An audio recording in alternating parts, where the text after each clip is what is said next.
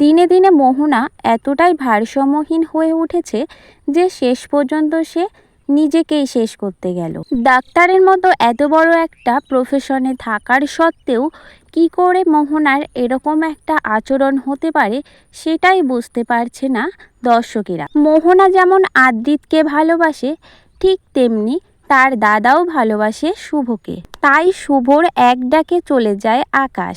কিন্তু তাদের ভালোবাসার মধ্যে রয়েছে শুধুই বন্ধুত্ব।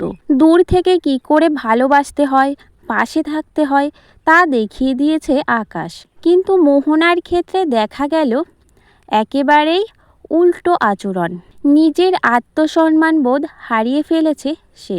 একজন বিবাহিত পুরুষের সংসার ধ্বংস করতে একবারও ভাবছে না সে। শুভর কাছ থেকে আদ্রিতকে কেড়ে নেওয়ার জন্য সমস্ত চেষ্টা চালিয়ে যাচ্ছে সে।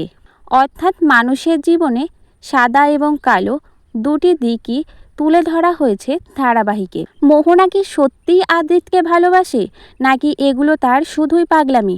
তা আপনাদের কি মনে হয় অবশ্যই নিচে কমেন্ট করে জানান।